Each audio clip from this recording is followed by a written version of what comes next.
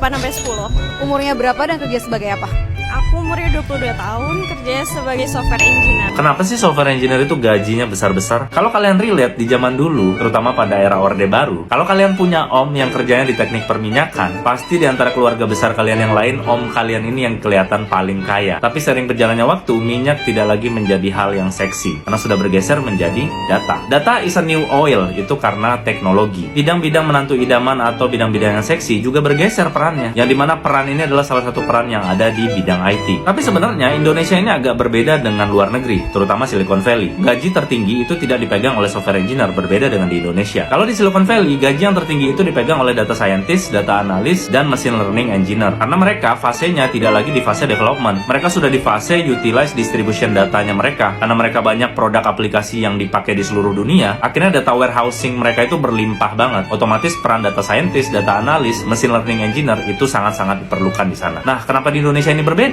Ya, di Indonesia perusahaan yang distribution datanya itu tuh bisa diolah, ya startup-startup besar yang kita semua sudah tahu itulah. Sedangkan kalau kita bicara rata-rata, perusahaan di Indonesia ini lagi transisi ke arah digital. Fasenya itu masih di fase development. Fase tersebut demand-nya lagi tinggi banget untuk software engineer, untuk orang-orang yang berperan membuat aplikasi itu lebih stable dan tidak banyak bug. Ketika demand-nya sangat tinggi, sedangkan supply-nya sangat sedikit, oke lah kita bicara banyak banget lulusan IT di Indonesia, tetapi masalahnya mereka tidak sesuai dengan requirement yang dibutuhkan oleh perusahaan. Pada akhirnya banyak banget software engineer itu diambil cabutan dari orang-orang di luar IT, atau bahkan tanpa ijazah sama sekali seperti gue saat ini. Karena kebutuhan di perusahaan itu semakin mendesak, pada akhirnya ijazah tidak lagi menjadi acuan untuk bisa menjadi software engineer. Asalkan lu bisa passing tesnya, ya lu keterima. Karena pastinya perusahaan akan menawarkan yang terbaik kepada pekerjanya supaya tidak di-hijack oleh perusahaan lain. Jadi kesimpulannya, Indonesia memang masih tertinggal 10 tahun daripada Amerika. But it's okay, ini kesempatan juga buat kalian untuk bersiap diri terhadap transformasi digital yang semakin stabil nantinya. Karena akan banyak bidang-bidang di Indonesia yang mungkin akan bisa digantikan oleh teknologi. Jadi terakhir saran dari gue, apapun bidang kalian gak usah switch karir dulu, tetapi setidaknya awareness dan insight kalian terhadap teknologi itu harus semakin ditingkatkan. Jangan cuma keseringan menjadi pengguna doang, tapi kalian juga harus paham apa yang terjadi di balik aplikasi yang kalian gunakan sehari-hari. Dan semakin dalam kalian mempelajarinya, mana tahu ketika nanti kalian mentok gak keterima kerja dimanapun, kalian bisa nih jadi software engineer. Kalian membantu Indonesia untuk meningkatkan supply mereka yang sangat kurang banget di bidang IT. Buat kalian yang tertarik ngobrol-ngobrol sama gue dan kalian bosan mungkin gak tahu harus ngapain di rumah, kalian bisa join Discord Saga Studio, sebuah komunitas yang gue bangun sendiri untuk bisa berkenalan dengan seluruh orang di Indonesia dengan vibes yang sangat-sangat positif. Kalau kalian pengen join, silahkan klik linknya sekarang juga, linknya ada di bio gue.